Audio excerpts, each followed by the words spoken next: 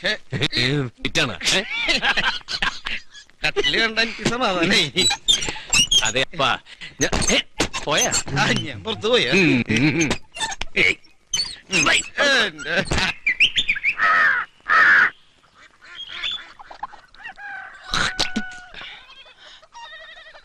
അപ്പനെ ധ്യാന കേന്ദ്രത്തിൽ കൊണ്ടാക്കിട്ട് വരുമ്പോ ഒത്തിരി വൈകിയല്ലേ? അതെങ്ങനെയാ? അവിടെ ചെന്നപ്പോഴേക്കും മൂപ്പര് വാക്ക് മാറിയില്ലേ? ഇനി ഒരിക്കലും കുടിക്കില്ല എന്നും പറഞ്ഞ് മരിച്ചുപോയ അമ്മച്ചിയെ തൊട്ട് സത്യം ചെയ്ത പിന്നെ ഞാൻ എന്ത് ചെയ്യാനാ? അതെ അതെ, പാവം. ഞാൻ കണ്ടു അപ്പനും മോനും കൂടെയുള്ള വരവ്. നല്ല ചേലായിരുന്നു. ഓ, കണ്ടൂല്ലേ? ഞാൻ വിചാരിച്ചു നീ ഉറങ്ങി കാണുന്നു. എവിടെ കടവൽ ഗജൻ? ഉണർന്നല്ലേ? അപ്പാ, വേഗണിന്റെ പശുവിനുള്ള പിണ്ണാക്കെടുത്ത് വെള്ളത്തിലിട്ടെ. പോടാന്നോ? ദേ മര്യാദക്കല്ലെങ്കിൽ ഞാൻ ആ ധ്യാന കേന്ദ്രത്തിൽ തന്നെ കൊണ്ടാക്കുവേ. ഞാൻ ചെന്നുണർത്താം. ഓ, നല്ല അപ്പനും മോനുവാ. വെറുതെ ചാക്കോ മാപ്പിളെ കുറ്റം പറഞ്ഞിട്ടെന്താ? സത്യത്തിൽ അവിടെ നിർത്തി പോരാൻ തന്നെ തീരുമാനിച്ചതാ. പക്ഷെ മനസ്സ് വരണ്ടേ? ഓ, അപ്പൻ വിളിച്ചിട്ട് എണീക്കണില്ല. മോനെ അപ്പാ, നല്ല കുട്ടിയായിട്ട് മര്യാദക്ക് ഇങ്ങോട്ട് ഇറങ്ങി വരുന്നോ അതോ ഞാൻ അങ്ങോട്ട് വരണോ? അപ്പൻ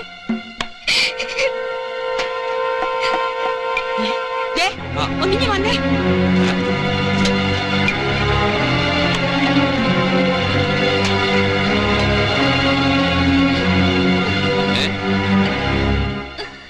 അപ്പാ, ഹായ്. അപ്പൊ കളിക്കാണെങ്കിൽ എനിക്ക് വന്നേ. എന്താ എന്താ? ഏയ്, ഒന്നുമില്ലെന്ന്. ഇപ്പൊ കുറച്ചു മുമ്പ് കൂടി ഇവിടെ കിടന്ന് എന്നോട് തറുതല പറഞ്ഞതല്ലേ? നീ കൂടി കേട്ടാലടി. അപ്പാ, അപ്പാ, അപ്പാ.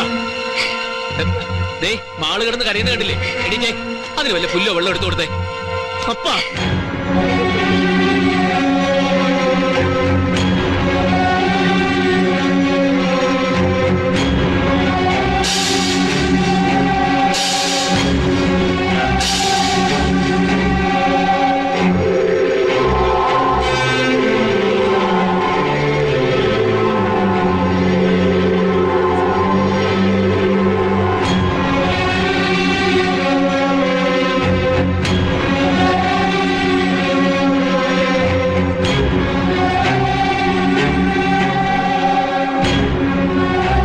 ഭാഗ്യമുള്ള മനുഷ്യനാ. ആർക്കും ഒരു അല്ലലുണ്ടാക്കാണ്ട് പോയി.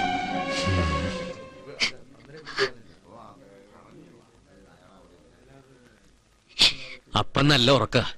എത്ര വിളിച്ചിട്ട് എണീക്കണില്ല. അങ്ങോട്ടും ഇങ്ങോട്ടും ബസ്സിൽ ഒറ്റയിരിപ്പായിരുന്നില്ലേ? യാത്രാക്ഷീണം ഉണ്ടാവും. പിന്നെ ഇന്നലെ രാത്രി കിടക്കാൻ ഒരുപാട് വൈകി. വന്നു കഴിഞ്ഞ് കിടന്നും കുറെ നേരത്തേക്ക് എന്നെ കളിയാക്കി ചിരിക്കലായിരുന്നു. വല്ലാത്ത തലവേദന. ഞാനൊന്ന് കിടക്കട്ടെ.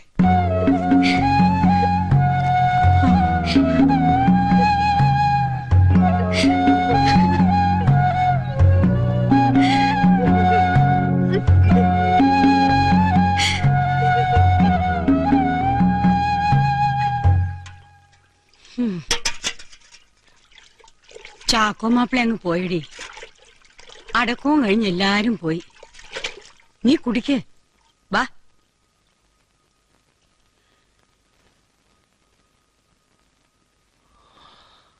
അമ്മച്ചി പോയപ്പോ അപ്പന് ജീവിക്കാൻ ഞാനുണ്ടായിരുന്നു. അപ്പം പോയാ നീ ആർക്ക് വേണ്ടിയാടാ ജീവിക്കാന്ന് ഇന്നലെ ബസ്സിൽ വരുമ്പോ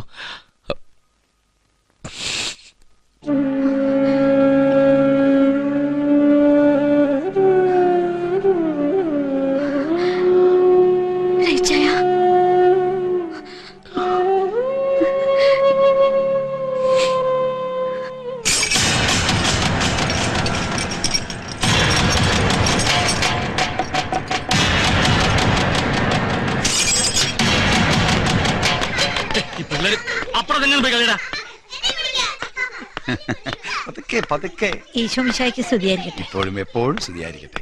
ആ, ഒരു കണക്കിന് ദേശാമചരിത്ര തീരുമാനം നന്നായി കേട്ടോ. തമ്മിൽ സ്വരശേർച്ച ഉള്ളപ്പോ തന്നെ ഭാഗം വെച്ച് പിരിയുന്നതാ പിന്നീട് അങ്ങോട്ട് വന്നാവുക. കുഞ്ഞുമോൾ എപ്പോ വന്നു? ഇതാ വന്നേല്ലോ അമ്മച്ചി. അച്ഛന് മനസ്സിലായില്ലേ? ഏറ്റവും താഴെയുള്ള കല്യാണം കഴിഞ്ഞിട്ട് ഇപ്പോ 2 വർഷമായോ? 2 വർഷവും 3 മാസവും. ഓ, ജോക്കുട്ടൻ വലിയ തിരക്കുള്ള ഡോക്ടർ അല്ലയോ? ഫോണിൽ കൂടി ശബ്ദം കേൾക്കാന്നല്ലാതെ ഇവരെങ്ങോട്ട് കാണാനേ കിട്ടില്ല. ഇപ്പൊ പിന്നെ വന്നല്ലേ പറ്റൂ. ആ, കൂട്ടത്തില് കാര്യം, ക്രിസ്മസാ വരുന്നത്.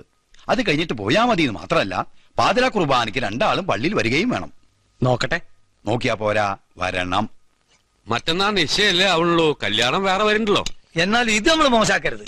ആവണ പോലെയൊക്കെ നോക്കാം. അതും മോശമാണെങ്കിൽ മോശം, അത്ര തന്നെ. മതി, അത് മതി.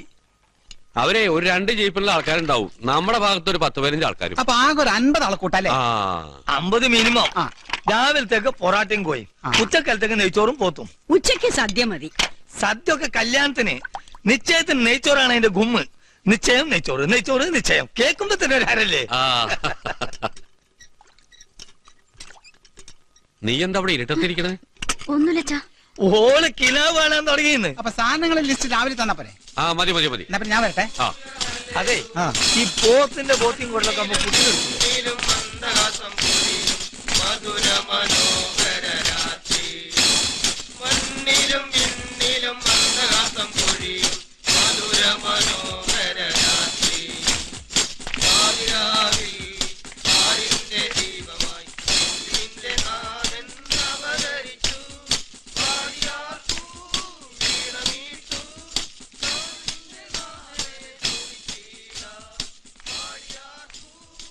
റേച്ചായ ആ നിശ്ചയത്തിനുള്ള ഒരുക്കങ്ങളൊക്കെ തുടങ്ങി അല്ലേ? ദിവസങ്ങൾ എത്ര പെട്ടെന്നാ കടന്നു പോകുന്നത്. കഴിഞ്ഞ ക്രിസ്മസിന് പുൽക്കൂട് ഒരുക്കിയതും നക്ഷത്രം ഉയർത്തിയതും ഒക്കെ ഇന്നലെ കഴിഞ്ഞ പോലെ തോന്നുന്നു. പാട്ടും ബഹളവും രാത്രി കുർബാനയ്ക്കുള്ള ആ പോക്കും. ഇന്ന് പോണില്ലേ പാതിര കുർബാനയ്ക്ക്?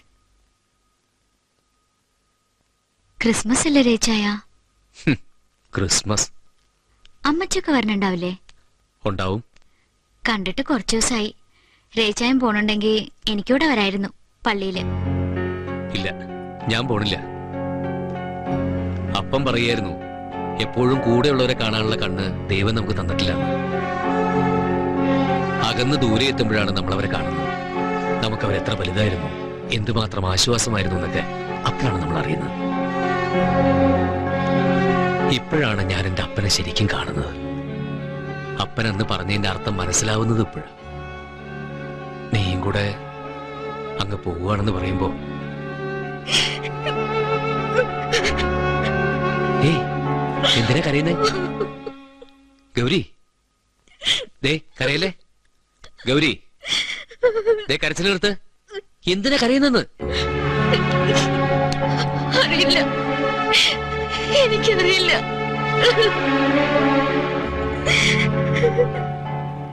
രണ്ടാളും എന്നാലോചിക്കുവാ? ഏയ് ഒന്നുമില്ല അമ്മച്ചി. പറഞ്ഞില്ലേലും നിങ്ങളുടെ മനസ്സിൽ എന്താണെന്ന് അമ്മച്ചിക്കറിയാം. പണ്ട് ഇതുപോലൊരു സത്യത്തിന്റെ മുന്നില് ഞാനും പകച്ചു നിന്നതാ. അന്ന് മാത്തുട്ടിച്ചാൻ പറഞ്ഞ എന്നാന്നറിയാമോ? വെള്ളത്തി മുങ്ങി ചാവാൻ തുടങ്ങുമ്പോ ഏത് ഭാഗത്തോട്ട് നീന്തണമെന്ന് 4 പേരോട് ആലോചിച്ച് തീരുമാനിക്കാൻ ഒക്കെയില്ലെന്ന്. രണ്ടും കൽപ്പിച്ചങ്ങ് നീന്തുക. അവിടെ കാര്യങ്ങൾ നിശ്ചയിക്കുന്നത് ദൈവത്തിന്റെ ഇഷ്ടവാ. അമ്മച്ചി, കർത്താവ് എന്തിനാ എന്റെ സ്വന്തം മക്കളെക്കാൾ കൂടുതൽ എന്നെ നിങ്ങളോട് അടുപ്പിച്ചെന്ന് ഞാൻ ചിലപ്പോഴൊക്കെ ആലോചിക്കും. ഇപ്പോഴല്ലേ അറിയുന്നേ. അന്ന് മാത്തുട്ടിച്ചാൻ എനിക്ക് ധൈര്യം തന്നതുപോലെ നീ ഇവിടെ സമാധാനിപ്പിക്കില്ലാന്ന് കർത്താവിനറിയാം. മറ്റന്നാ ഗൗരിയുടെ കല്യാണ നിശ്ചയ, എല്ലാം ഒരുങ്ങിയിരിക്കുക. അവരോട് ഞാൻ പറഞ്ഞോളാം, ദൈവം തന്റെ ഇഷ്ടം നടപ്പാക്കുമ്പോ നമ്മളതിൽ വേറൊന്നും ചെയ്യാനില്ല. വെറുതെ അങ്ങ് നിന്ന് കൊടുത്തേച്ചാ മതി.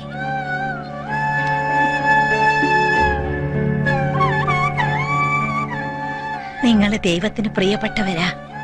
നല്ലതേ വരൂ. വയസ്സായ തള്ളാറ് മൂലൊക്കെ കുത്തിരുന്ന് ഓതുക, അല്ലാതെ കല്യാണം ഉണ്ടാക്കാൻ നടക്കലല്ല. ജാതി മതമൊക്കെ ഞങ്ങളെ കുട്ടികൾക്കുള്ളതാ. ഏറെ കല്യാണം നമ്മൾ നടത്തിയിട്ടുണ്ട്, മുടക്കിയിട്ടുണ്ട്. പക്ഷെ ഇന്ന് വരെ ഒരു ഹിന്ദു പെണ്ണിനെ ക്രിസ്ത്യാനി ചക്കന് കെട്ടിച്ച് വിട്ടിട്ടില്ല. അങ്ങനെ ആരും കെട്ടാന്നുണ്ട് ഇവിടെ കല്യാണം നടത്താൻ വല്ല ബുദ്ധിമുട്ടും ഉണ്ടോ? ഇതിലൊക്കെ 100 കുഴപ്പങ്ങളുണ്ട്. അത് നിങ്ങൾ ആലോചിക്കണം.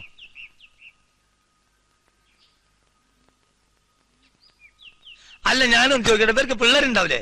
ഉണ്ടാവണ്ടേ? ആയിട്ടൊക്കെ നിങ്ങൾ എന്ത് പേരിടും? ഹിന്ദു പേരിടോ, ക്രിസ്ത്യാനി പേരിടോ? അമ്മച്ചയ്ക്ക് എന്തും പറയാ. ഓല കാര്യങ്ങളൊക്കെ ഏതാണ്ട് കഴിഞ്ഞിരിക്കുന്നേ. നല്ലൊരു ജീവിതമാകുമ്പം അതിൽ കഷ്ടപ്പാടുണ്ടാവും, ദുരിതം ഉണ്ടാവും. അങ്ങനെ വരുമ്പോ ഇവർക്ക് കർത്താവേന്ന് വിളിക്കാം, നമുക്ക് റബ്ബേന്ന് വിളിക്കാം. ഈ കുട്ടികളെ എന്ത് വിളിക്കുമെന്ന്? ആ അതൊക്കെ പോട്ടെ. ഇവരെ എന്ത് ഓതും? ഖുർആൻ ഓതോ, ബൈബിൾ ഓതോ, ഗീതോതോ പറ. അതിനൊന്നും ആർക്കൊരു ഉത്തരമില്ല. അതൊക്കെ പോട്ടെ. കല്യാണം ആര് നടത്തും? മൊലിയാര് വരൂല, കത്തനാര് വരൂല, നമ്പൂരാര് വരുമോ? ഇല്ല. ഇതിപ്പോ നല്ലൊരു ബന്ധം വന്നതാ. നാളെ അതിന് നല്ലൊരു നിശ്ചയം വെച്ചതാ. അതിന് പൊറാട്ട അടിക്കാൻ 4 അസല് മൈദ വാങ്ങാൻ മൊയ്തീൻ പോയി കഴിഞ്ഞ് കോഴി നമുക്ക് വെന്റെ എടുക്കാം. എന്തേ മിണ്ടാണ്ടിക്കൽ ഒന്നിനും ഒരു പോംവഴിയല്ല. നിങ്ങൾ തൊള്ളോർന്ന് എന്തെങ്കിലും ഒന്ന് മിണ്ടി സഖാവേ. അല്ല കുഞ്ഞിക്കാതറിന്റെ ഒരു 100 പ്രശ്നങ്ങൾ പറയാണ്ടെന്ന് പറഞ്ഞല്ലോ. ഇപ്പൊ 6 എണ്ണനെ ആയില്ല, ബാക്കിയും കൂടി ആവട്ടെ എന്ന് കരുതി ഉണ്ടായിരുന്നതാണ്. എന്താ ഇത് വെച്ചോ, ഇത് എനിക്കുള്ള കമ്മീഷൻ. ഇതൊന്നും ഇപ്പൊ ഇതിനു വേണ്ടി പറഞ്ഞല്ല. എന്റെ കമ്മീഷൻ നിങ്ങൾ എനിക്കൊരു ഉറപ്പല്ലേ? കാര്യങ്ങൾ ഞാൻ ആരോ മൂത്ത് നോക്കി പറയും. അത് നല്ലതാ. എന്നാ താനിത് കേട്ടോ, ഞാനും എന്റെ ഭാര്യയും ജനിച്ചതും വളർന്നതും ജീവിച്ചോ കമ്മ്യൂണിസ്റ്റുകാരായിട്ടാ. കമ്മ്യൂണിസ്റ്റുകാർ ഹിന്ദുവില്ല, മുസ്ലിമില്ല, ക്രിസ്ത്യാനിയില്ല, മനുഷ്യനേ ഉള്ളൂ. അതിന് 2 ഇനം, ആണും പെണ്ണും. ഒരു കമ്മ്യൂണിസ്റ്റുകാരന്റെ മോളുടെ കല്യാണം നടത്താൻ മുസ്ലിയാരും കത്തനാരും നമ്പൂരിയൊന്നും വേണ്ട, റേഷാഫീസ് തന്നെ ധാരാള. എന്ന് വെച്ച് കുഞ്ഞിക്കാതറിലുള്ള കോഴിയും പൊറോട്ടയും സദ്യ ഒക്കെ ഉണ്ടാവും. തന്നെ ഞങ്ങൾ വിളിക്കും, അപ്പൊ വരാം. ഇപ്പൊ താൻ പോട്ട് നാളെ അവരോട് വരണ്ടാന്ന് പറയും. എന്നാ പിന്നെ അങ്ങനെയല്ലേ? ഓക്കെ. കുഞ്ഞിക്കാതർ ഈ എണ്ണി പറഞ്ഞൊക്കെ ഇവരുടെ ജീവിതത്തിൽ ഒരു പ്രശ്നമാവോ സഖാവേ? എന്ത് പ്രശ്നം? കുട്ടിക്ക് എന്ത് പേരിട്ടാന്താ, എന്ത് ഓതിയാന്താ, ഇവൻ ഇവളെ പൊന്നുപോലെ നോക്കും അല്ലടാ.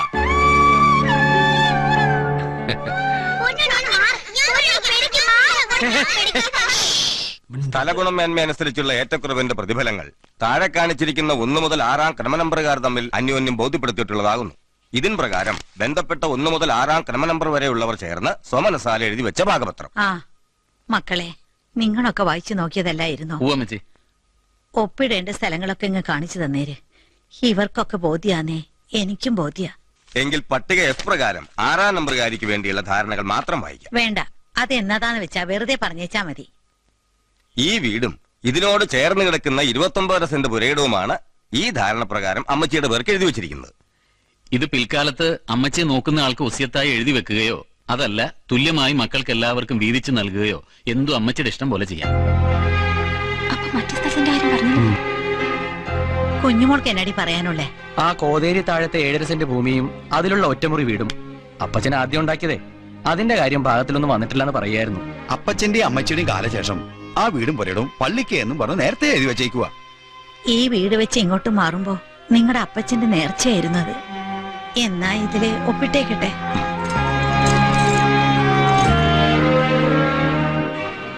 ഈ വീടും പറമ്പും കൂടി ഇപ്പോഴത്തെ കണക്കനുസരിച്ച് 10-30 ലക്ഷം രൂപയ്ക്ക് വരും. അത് ടോണിക്കുട്ടി പാലേ തേനെന്നും പറഞ്ഞ് അമ്മച്ചേടി നടിച്ചെടുക്കും.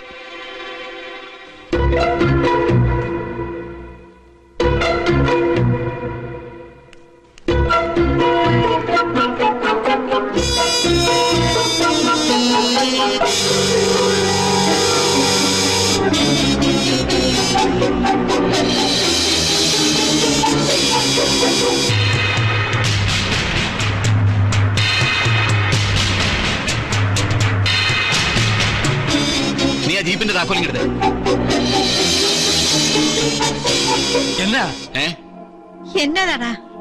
ഒന്നുമില്ല അമ്മച്ചി, അതാ ആശുപത്രിയില് സീരിയസ് ആയിട്ട് കിടന്നിരുന്നില്ലേ ഒരുത്തൻ, നമ്മുടെ കള്ളുഷാപ്പ് കേസ്. അയാള് മരിച്ചുപോയി.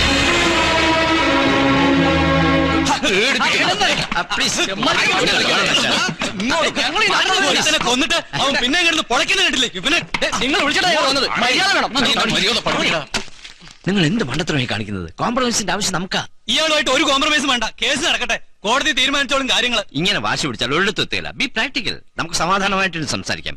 ആരും ഒന്നും മനഃപൂർവ്വം ചെയ്തല്ലോ. സാറേ, മരിച്ചുപോയ വാസുവിന് ഭാര്യ ഒരു കുഞ്ഞുമുണ്ട്. മറ്റൊരുത്തന്റെ ഓട്ടോ കൂലിക്കൊടിച്ച് ആ വരുമാനം കൊണ്ട് അവൻ കുടുംബം പുലർത്തിയിരുന്നത്. അവർക്ക് ജീവിക്കാനൊരു മാർഗം ഉണ്ടാക്കണം. കോംപ്രമൈസ് കൊണ്ട് ഞങ്ങൾ ഉദ്ദേശിക്കുന്നത് അതാ. 10 ലക്ഷം രൂപ നഷ്ടപരിഹാരം കൊടുത്താൽ കേസിൽ നിന്ന് ഒഴിവാക്കാം. 10 ലക്ഷം കള്ളിന് മായം ചേർത്തുണ്ടാക്കുന്ന കാശല്ലോടോ, കൊടുത്തൂടെ?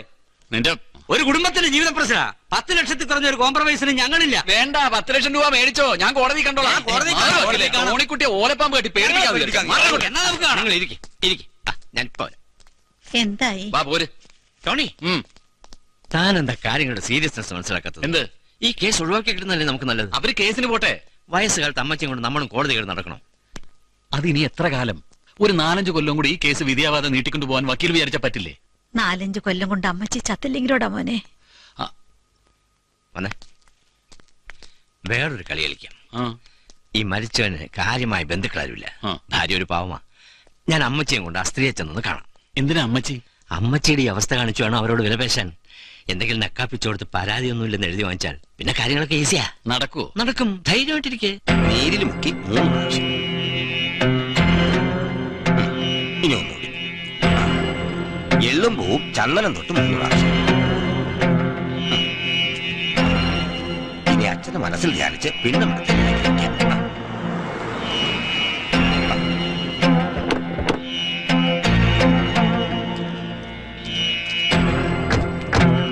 ഇതാ വീട്.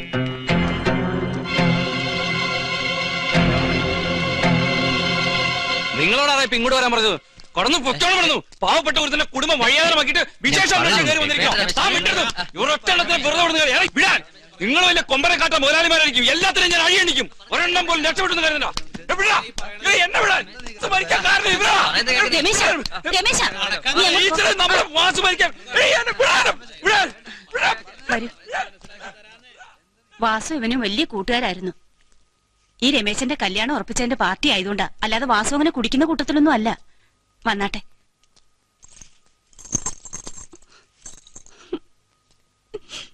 രാധികെ, ത്രേസ്യമ്മ ചേട്ടത്തിയാ. വാസുവിനെ കല്യാണം കഴിച്ചോണ്ട് സ്വന്തം വീട്ടിൽ നമ്മളെ പുറത്താക്കിയതാ. ഇപ്പൊ ആരും ഇല്ലാണ്ടായി.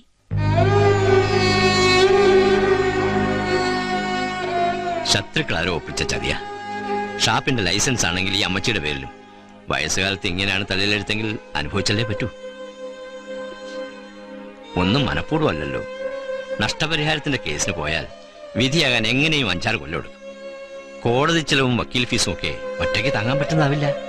അതുകൊണ്ട് തൽക്കാലം ഞങ്ങൾ എന്തെങ്കിലും സഹായിക്കാം. വക്കീലേ, ടോണിക്കുട്ടിയോട് സംസാരിച്ചവര് ഇവർക്ക് എത്ര രൂപ കൊടുക്കണമെന്നാ പറഞ്ഞേ? അത് 10 ലക്ഷമാ. അത് കൊടുക്കണം. അല്ല, അത് നഷ്ടപ്പെട്ടതിന് പകരം വയ്ക്കാൻ പണം കൊണ്ടാവില്ല. എങ്കിലും ഈ 10 ലക്ഷം ഞാൻ തരും. 2-3 ദിവസത്തെ സാവകാശം തന്നാ മതി.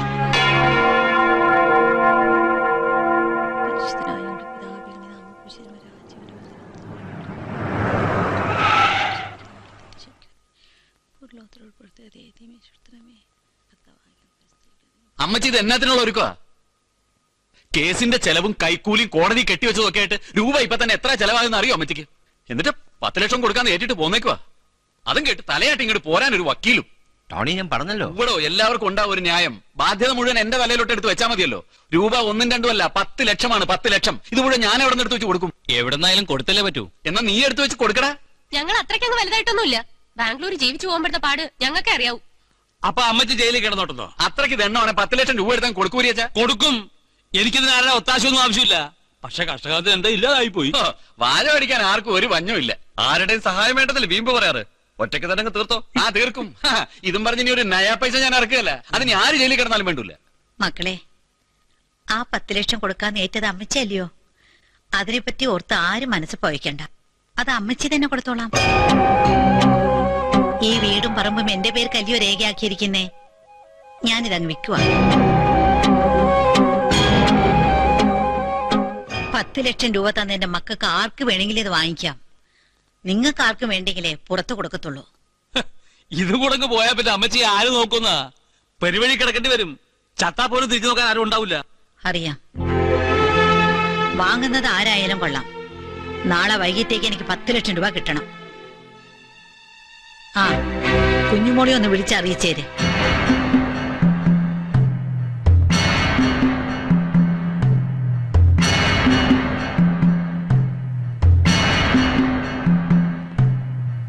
എനിക്ക് ഒരു വിഷമവും ഇല്ല.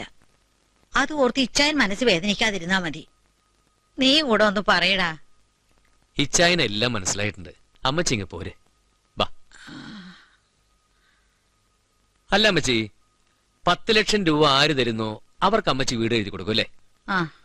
മക്കളെല്ലാം കൂടി വന്നാലോ 10 ലക്ഷമായിട്ട്? അപ്പൊ ആർക്ക് കൊടുക്കും? ആർക്ക് കൊടുക്കണം? മക്കളിൽ അമ്മച്ചിക്ക് ഏറ്റവും ഇഷ്ടം ആരോടാണോ അവർക്ക് കൊടുക്കണം. നിനക്ക് തരട്ടെ. എന്റെ എവിടെന്നാ അമ്മച്ചി കാശ്? എനിക്ക് തോന്നുന്നത് എല്ലാവരും കാശുമായിട്ട് വരുന്ന. വരട്ടെ, അപ്പൊ നോക്കാം.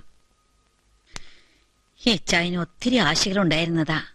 ടോണിക്കുട്ടിയെ ഡോക്ടറാക്കണം, ജോയെ എഞ്ചിനീയർ ആക്കണം, എല്ലാരും ഒരുമിച്ച് ഒരു വീട്ടിൽ കുടുംബമായി ജീവിക്കണം. ഒന്നും നടന്നില്ല. പോട്ടെ അമ്മച്ചി, അവരൊക്കെ നല്ല നിലയിൽ തന്നെ എത്തിയില്ലേ? പക്ഷേ എന്റെ എച്ചായന് ഞാനൊരു വാക്ക് കൊടുത്തിട്ടുണ്ട്. എന്ത് വന്നാലും കരയില്ലെന്ന്. അതിനെനിക്ക് വേറെ ആദ്യം ഒത്താശ വേണ്ടല്ലോ. എനിക്കെന്റെ ഇച്ചായനുണ്ട് കൂടെ. ഈ കളി കൊണ്ടൊന്നും കൊച്ചു ത്രേസ തോക്കുകയില്ല. വാ.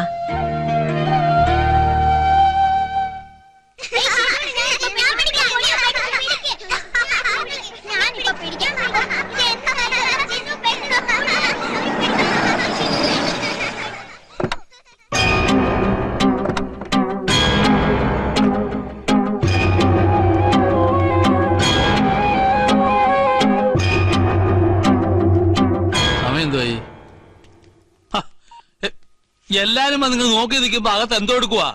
അമ്മച്ചേ, അമ്മച്ചി, അമ്മച്ചി. ഇപ്പോഴാ കാറിന്റെ ശബ്ദം കേട്ടത് കുഞ്ഞുമോളാല്യോടി? അതെ. ആ, കാശിന് ആർക്കും ബുദ്ധിമുട്ട് വരികയില്ലെന്ന് റെജി പറഞ്ഞായിരുന്നു. എന്നാലും 10 ലക്ഷമൊക്കെ പെട്ടെന്ന് എടുക്കാൻ കുര്യച്ചന്റെ അടുത്ത് കാണുകയില്ലെന്നാ ഞാൻ വിചാരിച്ചേ. എന്നാ അവനാ ആദ്യം വന്നത്, അതും രജിസ്ട്രാരിയും കുട്ടിക്കൊണ്ട്. കുഞ്ഞുമോളും ജോക്കുട്ടനും ഈ തല്ലുകൂട്ടത്തിലൊന്നും വരികയില്ലെന്ന് ഞാൻ ഉറപ്പിച്ചതായിരുന്നു. അവരും എത്തിയിരിക്കുമല്ലയോ. എനിക്ക് സമാധാനമായി.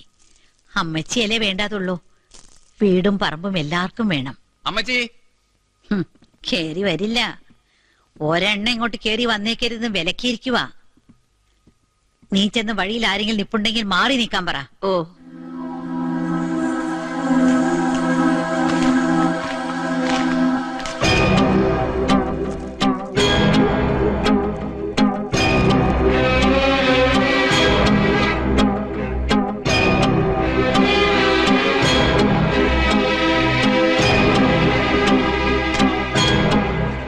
പെട്ടെന്നല്ലയോ വീട് വിൽക്കാൻ തീരുമാനിച്ചത്.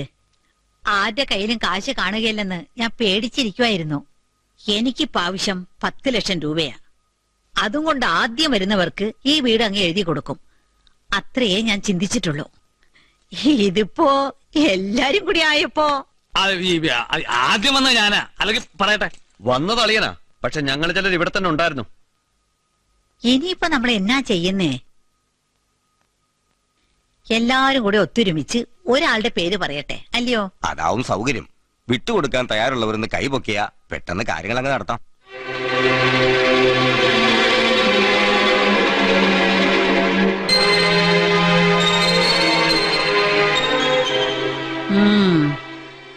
എന്നാ ഒരു കാര്യം ചെയ്യാം. ഏതായാലും ഇതൊരു കച്ചവടമല്ലയോ. ഇപ്പൊ പറഞ്ഞതിൽ കൂടുതൽ ആരെങ്കിലും തരാൻ തയ്യാറാണേ അവർക്ക് കൊടുക്കാം. അതല്ലേ കച്ചവടത്തിന്റെ ഒരു മര്യാദ. കൂടുതൽ കിട്ടുന്ന കാശ് മുഴുവനും പള്ളിയിലെ അനാഥാലയത്തിന്. എന്താച്ചോ?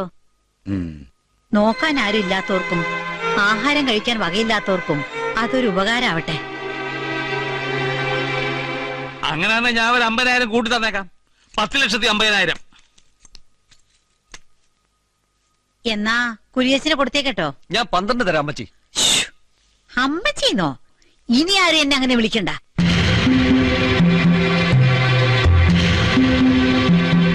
പന്ത്രണ്ടിന് ഉറപ്പിക്കാമോ? നോക്കിക്കോട്ടെ. വേറെ ആരെങ്കിലും ഉണ്ടോ? 15. 15.4.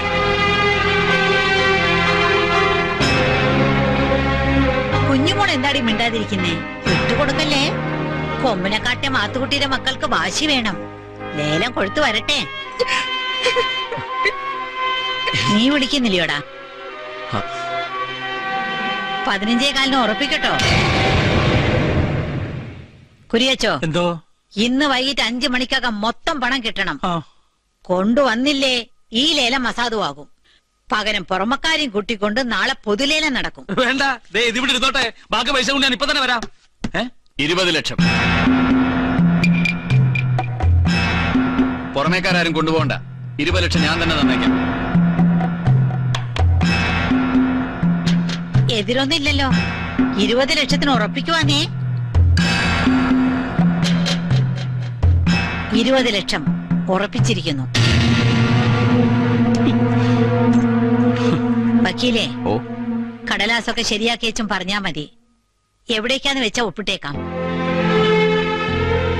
പണത്തിന്റെ ബാധ്യതകൾ തീർന്ന പിന്നെ ഇവിടെ നിന്ന് ആരും കൊച്ചു ത്രേസ്യെ തെരഞ്ഞു വന്നേക്കരുത്.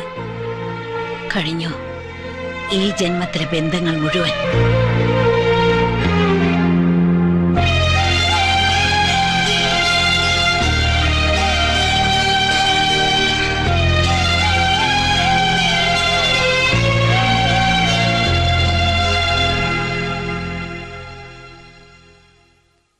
ചെയ്യാനുള്ളതെല്ലാം ഞാൻ ചെയ്തു കഴിഞ്ഞല്ലോ ഇച്ചായ. ഇനി കൊച്ചു ത്രേസ്യ കൊച്ചേ, എന്തോ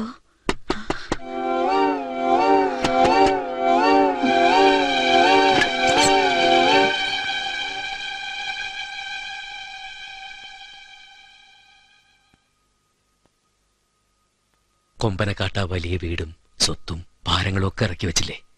ഇനി എന്റെ കൂടെ വന്നൂടെ, എന്റെ മാത്രം അമ്മച്ചിയായിട്ട്? ജീവിതകാലം മുഴുവൻ അമ്മച്ചി എന്റെ കൂടെ വേണം. ഗൗരിയുടെ കാത്തിരിക്കുക, കൊണ്ടു ചെല്ലാൻ നേരിട്ടാ ഞാൻ വന്നിരിക്കുന്നത്.